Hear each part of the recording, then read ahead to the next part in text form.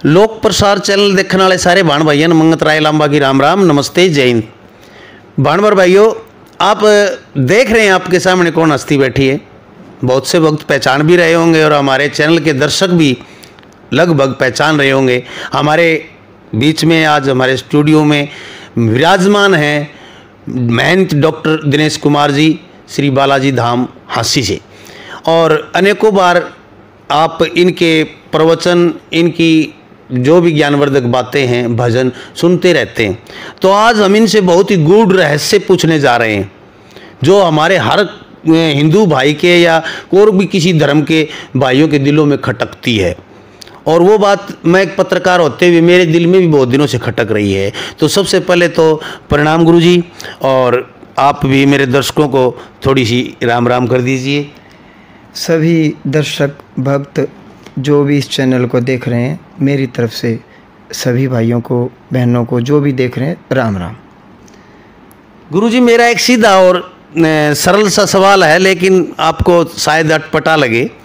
हिंदू धर्म में हम शिव को बहुत ऊंचा दर्जा दिया गया है, और हम शिव की मूर्ति की पूजा न करते हुए शिवलिंग की पूजा क्यों करते हैं सर? मैं आपसे जानना चाहूँगा, आपके दिमाग में ये प्रश्न क्यों आया? लिंग से आपका मतलब क्या है? लिंग से आप क्या समझ रहे हो? देखिए गुरुजी, मैं ही नहीं, हर किसी का जो समझ रहे हैं आप, वही ध्यान जाता है। हमारी बुद्धि में पहले वो लिंग का मतलब वही आता है, गुप्तांग से आता है। अच्छा, देखिए, जितने भी भक्त इस चैनल को देखने वाले श्रोता जो अभी सुन रहे हैं और जो दृष्टा हैं जो हमें देख रहे हैं, सभी को मैं बताना चाहूँगा, शिवलिंग तो स्त्रीलिंग और पुल्लिंग। तो स्त्रीलिंग से आपका क्या मतलब है फिर? ये तो मैं हिंदी में तो पढ़ा है सर, इसके व्याकरण में पढ़ा है कि दो स्त्री और पुल्लिंग और स्त्रीलिंग, लेकिन इसका जो गूढ़ जो रहस्य है वही तो सर पूछना चाहते हैं। बहुत अच्छा। तो जितने भी सनातन धर्म को मानने वाले, जानने वाले, देखिए, सनातन का मतलब जो शुरू से जो चला आ रहा है, जो वेद मत पर है, वही सनातनी है। वेद आरंभ से ही हैं, आदिकाल से ही हैं। जब से इस सृष्टि की रचना हुई तो वेद एक संविधान है कि कैसे इस जगत में, इस ब्रह्मांड में किस प्रकार से मनुष्य को क्या कर्म करना चाहिए और क्या नहीं करना चाहिए। वेदों में केवल मंत्र, उपनिषदों में उन मंत्रों की किस प्रकार से उनका इस्तेमाल किया जाए, किस प्रकार से जीव को कौन सा कर्म करना चाहिए, कौन सा कर्म नहीं करना चाहिए। उसके पश्चात महापुराण कथा के माध्यम से उसी बात को समझाया गया, बताया गया, दिखाया गया। और शिवलिंग, इस बात को समझने से पहले आपके दिमाग में एक बात और आनी चाहिए। आजकल आप देख भी रहे होंगे, सुन भी रहे होंगे, और जिसने श्रीमद् भगवत गीता जी का पाठ किया उसमें भी स्पष्ट लिखा गया है। और क्या कहा गया है? ओम तत् सत, ओम तत् सत। तो ओम ब्रह्म का, और तत् पार ब्रह्म का, और सत परम ब्रह्म परमात्मा का। आप इसको क्षर पुरुष, अक्षर पुरुष और परम पुरुष, यानी कि ब्रह्म, पार ब्रह्म और परम ब्रह्म। परम ब्रह्म से इस ब्रह्मांड की, इस जगत की उत्पत्ति हुई है। परब्रह्म से पार ब्रह्म की उत्पत्ति हुई है। पार ब्रह्म से ही जीवन की शुरुआत हुई है। पार ब्रह्म को हम शिव कहते हैं, और शिव ने जो अपनी प्रकृति जो रची है उसको हम शक्ति या दुर्गा कहते हैं। उसके पश्चात ब्रह्म यानी कि जगत, ब्रह्म यानी कि जगत। ये जो भी दृश्यमान जो ये आप जगत देख रहे हो, ये ब्रह्म है, और ब्रह्म से जो परे है वो पार ब्रह्म है, और पार ब्रह्म से भी जो ऊपर है, जो सर्वस्व है, जो पूर्ण ब्रह्म परमात्मा है, जिसको हमने या वेदों ने राम कहा है। आप श्री कबीर जी के भी दोहे उठा लीजिए, आप किसी भी संत महात्मा के दोहे उठाइए, आप नानक जी की वाणियाँ यानी कि गुरु ग्रंथ साहिब उठाइए, उसमें भी आपको राम मिलेगा। एक राम दशरथ का बेटा, एक राम घट घट में लेटा, एक राम का सकल पसारा, एक राम त्रिगुण से न्यारा। तो शिवलिंग, लिंग मतलब चिन्ह, प्रतीक, सिंबल, द्योतक। शिव का प्रतीक, शिव का चिन्ह। हमने शिव की पूजा की तो उसको यदि हम साकार रूप देंगे, यदि हम उसका सिंबल बनाएंगे, यदि उसका चिन्ह बनाएंगे, तो हमने उसको लिंग कहा। और नीचे जो योनि है, योनि का मतलब मनुष्य योनि, कुत्ता योनि, बिल्ली योनि, गधे की योनि। और कुल कितने प्रकार की योनियां बताई गई? 84 लाख प्रकार की योनियां बताई गई हैं। तो योनि का मतलब किस्म, जाति, 84 लाख प्रकार की किस्म कही गई हैं। और लिंग का मतलब चिन्ह, लिंग का मतलब चिन्ह। तो हम कहते हैं कि ये तो शिव का लिंग है, यानी चिन्ह है, प्रतीक है, सिंबल है। और नीचे जो योनि बताई गई कि ये माँ पार्वती की योनि है। माँ पार्वती प्रकृति स्वरूपा है, शक्ति स्वरूपा है। जितना भी ये ब्रह्मांड आप देख रहे हो, जल में रहने वाले जीवों की जितने भी किस्में हैं, जितनी भी योनियां हैं, और पृथ्वी पर रहने वाले जितने भी जीव हैं उनकी जितनी भी योनियां हैं, योनि किस्म प्रजाति, और आकाश में उड़ने वाले जितने भी जीव हैं, जितने भी प्रकार की योनियां हैं, तो योनि का मतलब किस्म। तो जो कुछ भी दृश्यमान ये जगत आप देख रहे हैं ये प्रकृति स्वरूपा है।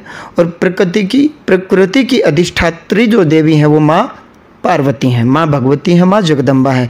इसलिए हमने कहा है कि ये 84 लाख प्रकार की योनियां इस लिंग रूपी शिव से, इस लिंग रूपी शिव से, इस चिन्ह रूपी शिव से उत्पन्न हुई हैं और इसी लिंग में लीन हो जाएंगी। इसी लीन होने को लिंग कहा गया है। तो ये जो 84 लाख प्रकार की योनियां हैं ये शिव से उत्पन्न हुई हैं और उसी शिव में लीन हो जाएंगी। इसी लीन होने को लिंग कहा गया है। कुछ आतताई अत्याचारी जो सनातन धर्म को तोड़ने का प्रयास करते हैं, उन्होंने इसी लिंग को, इसी चिन्ह को, इसी सिंबल को, जो शिव का प्रतीक है, इसी को दूसरा रूप दे दिया, गुप्तांग का रूप दे दिया, जबकि इसका उससे कोई लेना देना नहीं है। यूँ तो फिर स्त्रीलिंग भी होता है, पुल्लिंग भी होता है, तो लिंग शब्द तो यहाँ भी आया। तो जो कामी पुरुष हैं, जो काम से पीड़ित हैं, लिंग शब्द आते उनके दिमाग में तो चाहे स्त्रीलिंग शब्द का हम इस्तेमाल करें, वो तो सदैव गलत ही विचार रखेंगे, गलत भावना से उनके दिमाग में तो गुप्तांग ही आएगा। और यहाँ योनि का मतलब आप गुप्तांग से न लीजिए, योनि का मतलब किस्म, प्रजाति, और कुल प्रजातियाँ यहाँ 84 लाख प्रकार की कही गई हैं। और 84 लाख प्रकार की योनियाँ, किस्म, प्रजाति भगवान शिव से ही उत्पन्न हुई हैं और प्रभु शिव में ही समा जाएंगी। इसीलिए शिव को रुद्र भी कहा गया है, कालाग्नि भी कहा गया है कि रुद्र हर किसी को अपने अंदर समेट लेता है, समा लेता है। तो इसी समेटने को, इसी समाने को, इसलिए हम कहते हैं कि भगवान शिव अंत में सभी को मार देते हैं। आप इसको आप यूँ कह सकते हैं मार देते हैं, या यूँ कह सकते हो कि अपने अंदर पचा लेते हैं। किस प्रकार? काले में मिल करके सब कुछ काला हो जाता है, इसीलिए उनको कालाग्नि का भी रूप दिया गया है। और आप पूछिए, क्या पूछना चाहते हैं? सर एक बात और पूछना चाहता हूँ। जैसे आपने पूर्ण ब्रह्म, पार ब्रह्म, 3 चीज़ें बताई। ब्रह्म आरती में आता है पार ब्रह्म परमेश्वर तुम सबके स्वामी जी। तो पार ब्रह्म को सबका स्वामी बताया गया। बहुत अच्छा, क्योंकि पार ब्रह्म से ही जीवन की उत्पत्ति शुरू हुई है।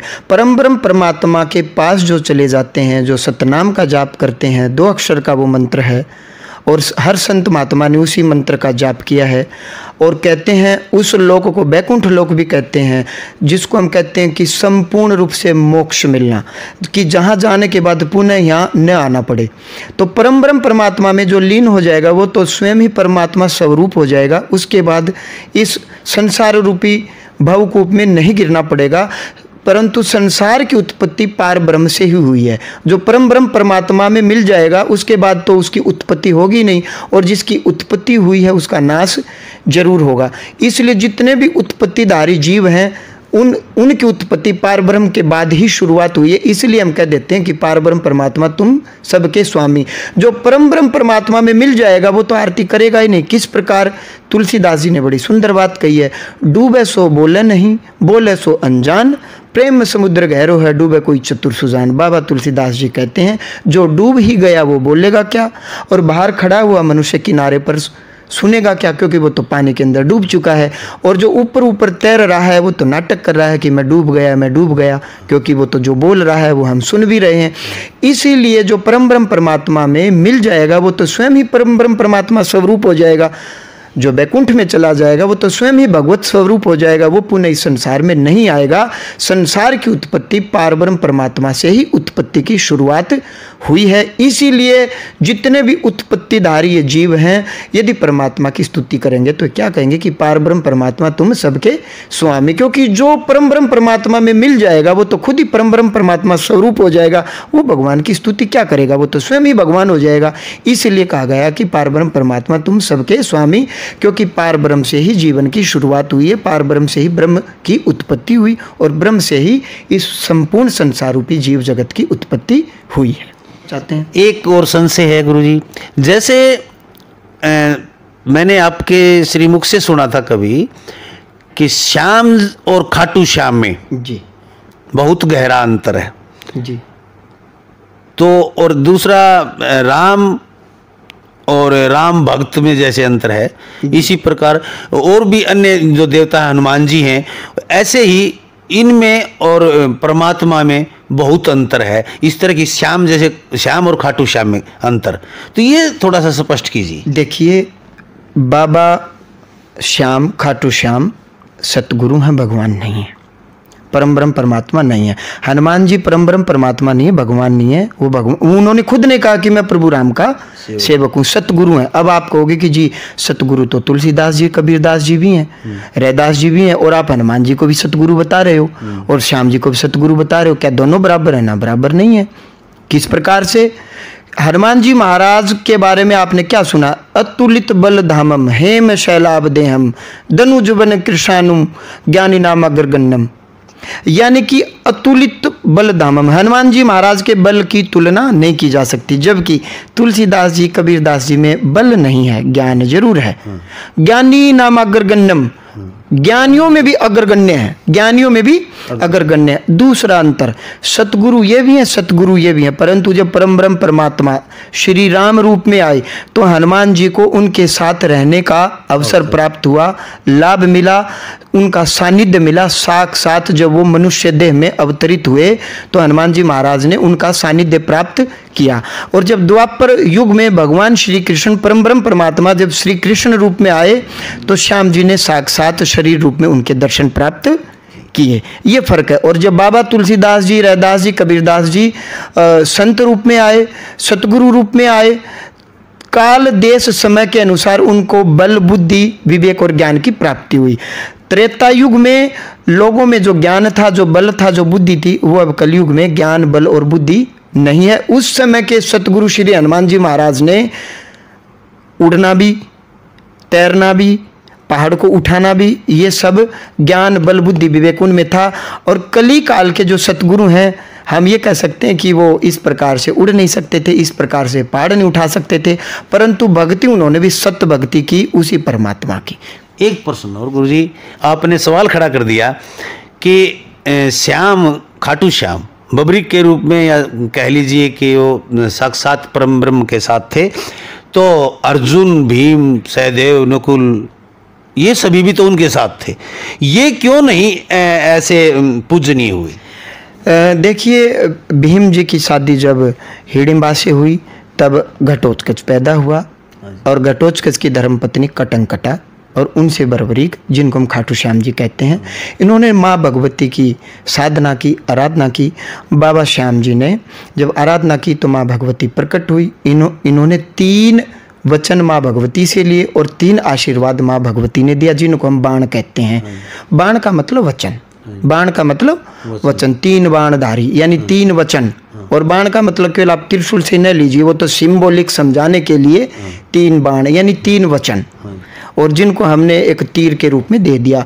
भाई वचन भी, शब्द भी एक तीर ही है, जो जुबान जो निकल गया सो निकल गया, बोला हुआ शब्द वापस नहीं आएगा, और तीर भी कमान से छूट गया तो वापस नहीं आएगा, ऐसा बुजुर्ग लोग मानते हैं। अब बात आई नकुल और सहदेव, ये अथाह बल भी था इनके पास। अब इसी बात को मैं इस प्रकार से कहूँगा, रावण ने, कुंभकर्ण ने और विभीषण ने ब्रह्मा जी की साधना और उपासना की, तीनों ने बराबर तप किया। जब ब्रह्मदेव प्रकट हुए, भगवान ब्रह्मा प्रकट हुए, तो सर्वप्रथम रावण से कहा कि आप आशीर्वाद मांगिए, क्योंकि रावण आयु में उन सब भाइयों से बड़ा था। रावण से पूछा गया तो रावण ने मिसाइलें मांग ली, अस्त्र शस्त्र मांग लिए। उधर जब कुंभकर्ण से पूछा गया उसके पश्चात तो उन्होंने इंद्रासन मांगना था, किसी कारणवश वो अलग कथा है, उन्होंने निंद्रासन मांग लिया तो उन्होंने एवमस्तु ऐसा ही हो। विभीषण के सन्मुख गए, पुत्र वत्स आप भी मांगे, क्या मांगना चाहते हो? तो विभीषण ने कहा कि प्रभु आप प्रकट हो गए, मैंने ये उपासना साधना आपकी की, आपकी नज़र में जो आशीर्वाद मेरे लिए कल्याणकारी हो, जिसमें मेरा कल्याण हो, आप वो आशीर्वाद मुझे प्रदान कीजिए। उन्होंने कहा मिसाइल से आपका कल्याण नहीं हो सकता, आपका कल्याण तो साक्षात शरीर रूप में, नर रूप में, देह रूप में, मनुष्य शरीर में परम ब्रह्म परमात्मा अवतरित हो चुके हैं। उनका सानिध्य, उनकी कृपा, उनका दर्शन, उनका आशीर्वाद आपको मिलेगा, ऐसा मैं आपको वर प्रदान करता हूँ। तो नकुल और सहदेव की जो उस समय इच्छा थी, वो योद्धा थे और उन्होंने युद्ध के लिए ही प्रयास किया, इसलिए भगवान ने उनको एवमस्तु ऐसा ही हो। और बर्बरीक ने भगवान की शरण ग्रहण की तो भगवान ने उस प्रकार से आशीर्वाद दिया। आपकी अपनी तपस्या, धार्मिक रूप से श्रद्धापूर्वक जो भी भगवान का आप तप करते हो, गीता जी में भगवान ने कहा कर्ता चाहे या न चाहे, कर्ता को कर्म का फल चिपक जाता। तप भी आपका, भक्ति भी आपकी, तो भगवान से जो भी आप मांगोगे भगवान आपको वही प्रदान करेंगे। खाटू श्याम ने, श्याम नरेश ने, महाराज जी ने तप करके भगवान की कृपा मांगी, आशीर्वाद मांगा, उसी के परिणाम स्वरूप परम ब्रह्म परमात्मा श्री श्याम जी ने, श्री कृष्ण जी ने उनको अपनी नाम और पहचान दिया। एक और गुरुजी, बड़ा संशय है, लंबी बातें हो गई हैं जी, लेकिन मैं आखिरी में सिर्फ इतना ही कहना चाहूँगा कि एक अच्छा सा संदेश मेरे दर्शकों को दीजिए आप।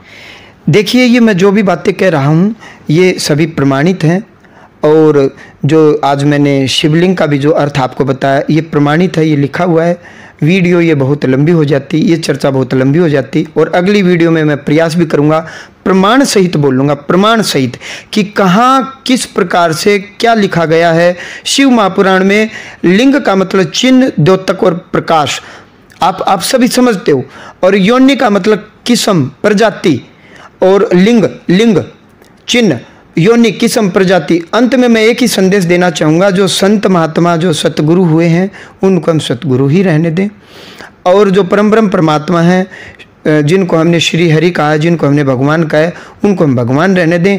हम स्वयं भगवान बनने की चेष्टा न करें, और न ही हम काल्पनिक भगवान बनाने का प्रयास करें अपने मन से। और फिर भी किसी की आंख में मोतियाबिंद है या किसी की दृष्टि में दोष है तो वो अपनी आंख का इलाज करवाए। और जितने भी संत महात्मा परम संत हुए हैं, जिसकी भी जिस सतगुरु में श्रद्धा है, सभी बराबर हैं। अध्यापक कक्षा का, बायोलॉजी का अध्यापक है, टीचर है, केमिस्ट्री का है, फिजिक्स का है, हिस्ट्री का है, किसी भी प्रकार का हो, किसी भी विद्यालय में एजुकेशन देता हो, डिग्री सभी बराबर लेकर के बैठे हैं, चाहे वो सीबीएसई के स्कूल में हो, चाहे हरियाणा बोर्ड, चाहे यूपी बोर्ड में हो, चाहे वो केंद्रीय विद्यालय में हो, चाहे वो नवोदय विद्यालय में हो। वो अधिकारी है, वो टेस्ट दे करके आया है, और सभी अध्यापकों की अध्यापन लेवल, किताबी ज्ञान लगभग बराबर है, क्योंकि वे टेस्ट दे करके आए। स्वभाव अपना अपना है। सभी सतगुरुओं ने सत्य भक्ति का मार्ग दिखलाया है, सत्य शास्त्रों का मार्ग दिखलाया है, सत्य बात बोली है। उन सतगुरुओं का स्वभाव अपना हो सकता है। तो हम किसी को छोटा है बड़ा कह करके किसी दूसरे की भावना को ठेस न पहुंचाएं, किसी दूसरे की श्रद्धा को हम ढोंग पाखंड न बताएं, और सत्य शास्त्रों की ही भक्ति करनी चाहिए, सत्य शास्त्रों का ही चिंतन करना चाहिए, और परम ब्रह्म परमात्मा को हम परम ब्रह्म परमात्मा के रूप में ही देखें, और बाकी अन्य को हम सतगुरु ही माने और जाने। सभी भक्तों को मेरी तरफ से जय श्री राम। जय श्री राम। देखते रहें लोक प्रसार हरियाणा। अगली वीडियो में देखिए आप पूरा के पूरा खुलासा सनातन धर्म, शिव, राम, कृष्ण और कृष्ण की लीलाओं और राम की लीलाओं के बारे में पूछेंगे गुरुजी से और आपके समक्ष रखेंगे। आप कमेंट जरूर करें आपको ये वीडियो कैसी लगी, और लाइक करें, सब्सक्राइब करें और शेयर करें अपने मित्रों के पास। अच्छी चीज़ को शेयर किया कीजिए। जय हिंद, नमस्कार।